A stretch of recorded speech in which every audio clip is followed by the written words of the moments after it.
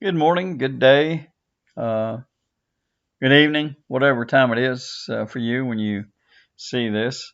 I want to talk to you just a wee bit about the beginnings of your tour of duty and learning how to counsel. I don't know if many of you, excuse me, are going to be counseling majors. We potentially in the future will be offering a master's degree in a particular counseling area, but I won't go into that at the moment. But for now, let's concentrate a little bit on how you do this. I'm not going to give you an in-depth um, journey through this in this one little short video, but I want to introduce you to it. And I'm Dr. Dasher. I'm your professor. I'm a counselor. My PhD is in counseling. So, with all that being said, let's just jump right in there with both feet. What do you do? How do you counsel people? Well, number one, counseling sometimes is looked at as a somewhat watered down version of psychotherapy, and that's not what it is. Counseling deals in the here and now, and the reason I say that people who say it's a watered down version of psychotherapy are that's said by people who don't know what they're talking about. And I'm saying that nicely. I'm not I'm not trying to be negative. So counseling uses um, the same techniques and even the same therapies. We use cognitive behavioral therapy. We use REBT. We use several others, positive psychology. There's several that we use, but generally we like CBT because it's a general way of counseling. It's a general way of psychoanalysis and psychotherapy. It gives the client the feeling, and we call them clients, don't call them patients. I'll tell you why in a minute. It gives them the feeling that you are truly there for their benefit. Why do we call them clients and not patients? Well, what does the word patient say to you immediately? It says you're sick, right?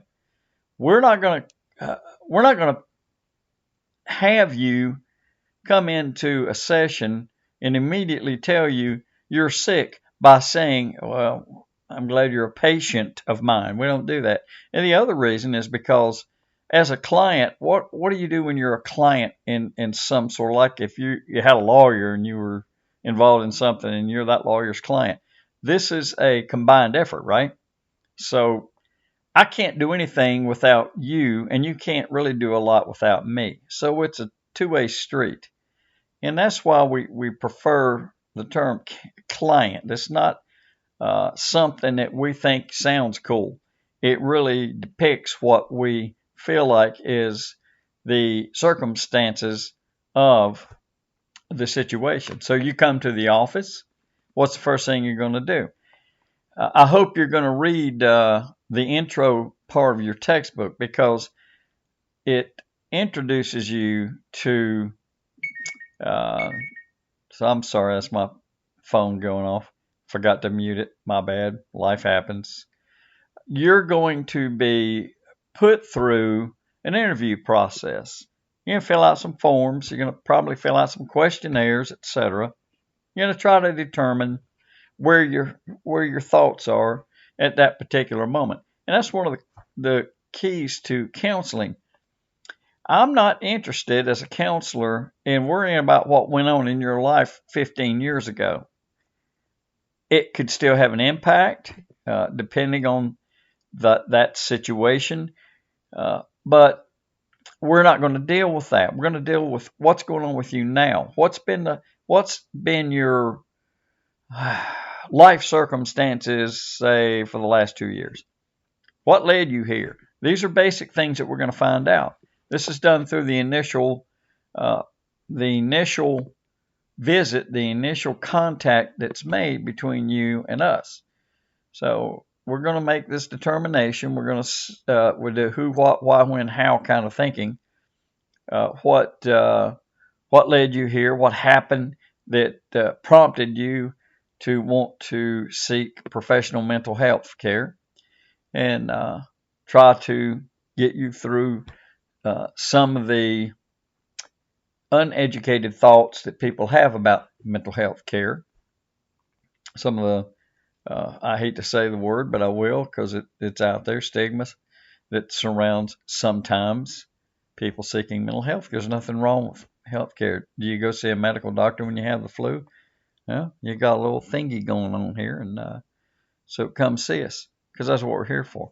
So we're going to try to get you into that thought process. We're going to try to make things comfortable for you, and we're going to see if you and I can work together. Sometimes that part doesn't work.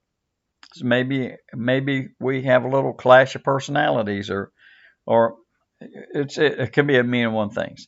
So my efforts at that point would be to help you to find someone who you think would fit better and to your expectations. And that's another thing. What are your expectations?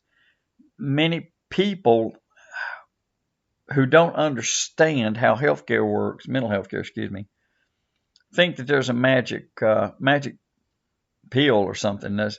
It's not. It takes a little time, and what we're going to do is walk you through the steps. We're going to offer you therapeutic advice, so to speak. I'm going to explain to you what you need to be doing. How do we fix this? Are you hurting? I'm not going to say things to you like, oh gosh, I know what you're going through. No, I don't. I'm not you. You're you. So we're going to make that determination. What is the effect of what this is that's going on in your life? You're going to tell me because I don't know. So this is the basic beginning. This is the establishment. These are the building blocks of getting into a counseling routine, if you want to call it that, where you have visits. You get into a frequent visit routine, and we watch the progress. One of the things that we will be monitoring is are you putting into practice the things that you and I decided on doing in the last session that we were together. So again, we're talking about very basic things here. Again, there's no magic to this. You're not going to come for 1 hour when you've gone through some kind of trauma that's led you to feel like you need counseling. After an hour, you're not going to walk out the door and, wow, boy, I'm good. I'll see you around, doc. Thanks. It's not the way it works. You got a lot of knots to untangle, and that's what we'll be doing. We'll be taking those things apart, and we have methods to do that. I'm not going to get into the methods. That's what your textbook is for. I want you to begin to read in your text right away. They're reading assignments each week, and it's not there to keep you busy. It's there to teach you what the basic counseling skills are. This course may lead you into the field. You may become very interested in this to the point where this becomes your goal in life is to become a counselor. It can be rewarding, but it can also be frustrating, just to be straight up and frank about it. So, sorry about the camera movement. So, as far as nuts and bolts, I've kind of laid those out for you. These are the things that you would be looking for. You would be looking for an interview. In your text, you would see the interview process. You would see the give and take, the conversation.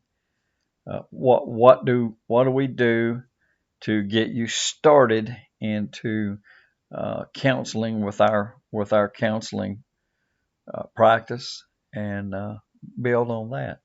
So the next lectures will be a little more involved as far as nuts and bolts, but this is just an introduction into what you can expect in the course for one thing, but also what a counseling session looks like in the beginning. Walk in the door, how you doing? I'm Dr. Dasher. Nice to meet you, blah, blah, blah. Shake the hand.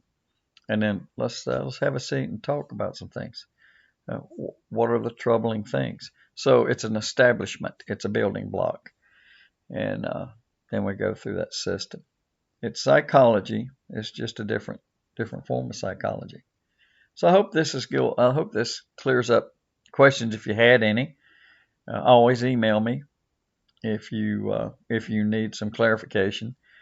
This virtual lecture appears not only in the section for in-class students, the dormitory guys and girls, but this is also going to be on the online sections page as well. So some of this applies at some points, sometimes it doesn't, as far as getting in touch with me. You can ask me questions in class, or if you're online, please don't hesitate to email me. We can do team meetings if we have to, whatever the case is. So, yeah, that's the end of number one. There'll be another one this week. There'll be a couple each week, and I'll start moving you up through this wonderful profession of counseling, and I hope you enjoy it. Right? Take care.